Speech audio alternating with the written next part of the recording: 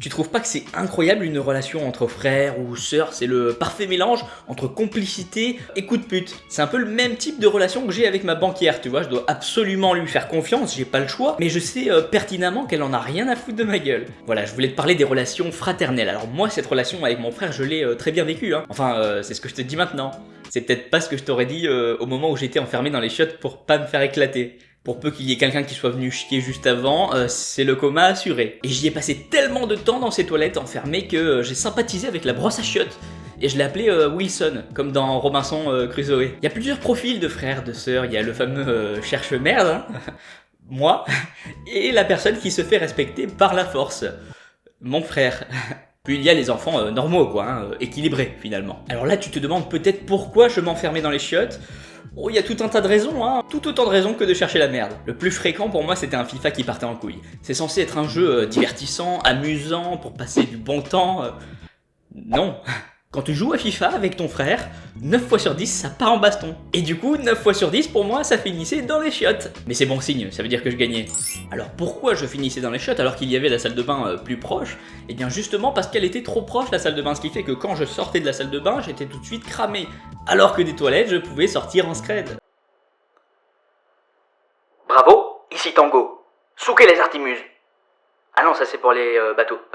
L'animal sort de sa cage. Je répète, l'animal sort de sa cage. Tout à l'heure je parlais des profils de frères et sœurs et celui qui finit enfermé dans les toilettes c'est souvent le même qui crie fort après avoir provoqué pour que les parents le prennent pour une victime. Aya, arrête de me frapper, tu me fais mal, tu es méchant, alors que moi je prône la non-violence et l'amour fraternel. Et je pense qu'entre frères et sœurs il n'y a pas cette même violence physique, tu vois, mais à l'inverse il doit y avoir la violence psychologique. C'est encore pire.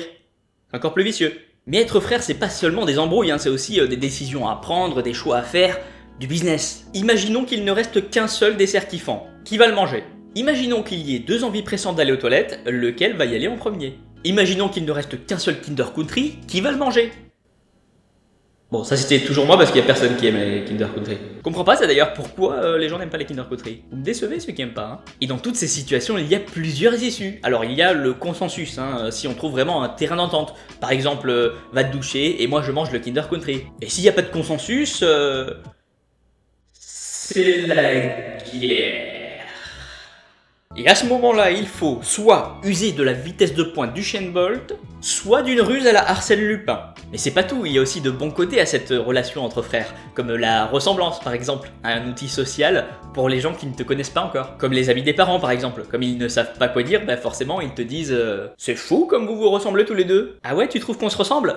Parce que lui il a été adopté, connard. Mais moi j'ai un frère biologique, donc c'était plutôt ça. Nous on se ressemble. Mais c'est toi qui vas ressembler à Nick quasi sans tête quand je vais t'envoyer mon pied dans ta gueule. Bon, ça c'était une vanne, hein, j'aurais jamais parlé comme ça aux amis de mes parents, hein. Ou alors je l'aurais fait, mais j'aurais encore fini dans les chiottes. Et franchement, toutes ces heures passées dans les chiottes enfermées, ça mérite un petit pouce bleu quand même. Et finalement, s'il y a bien quelqu'un qui m'a toujours protégé sans rien me demander, bah c'est les toilettes quoi. Ils m'ont protégé autant qu'ils m'ont asphyxié. La porte des toilettes était prête à se prendre des coups pour moi. Je t'oublierai jamais. Ah oui, il faut aussi qu'on parle des affaires, des vêtements, etc. Alors généralement, le plus petit se permet d'emprunter ou clairement de voler les affaires du plus grand. Alors c'est rarement l'inverse, hein, parce que si le plus grand emprunte au plus petit... C'est un peu juste, non? Tout à l'heure, je parlais de business. Avoir des frères et sœurs, c'est aussi être une force collective, tu vois. Ah, quand on a des objectifs communs, on est les meilleurs amis du monde, hein. Y a plus aucun souci pour marchander et faire des affaires, hein. C'est un peu comme dans les films. Les ennemis de mes ennemis sont mes amis. Un frère, c'est aussi une personne sur qui on peut compter, même dans les moments les plus cocasses.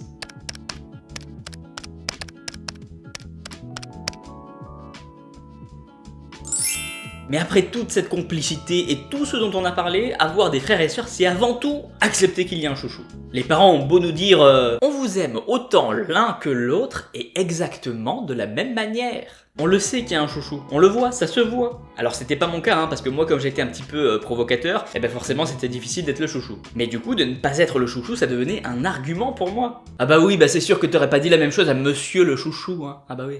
Et je vais terminer en disant quelques mots à mon frère, tiens.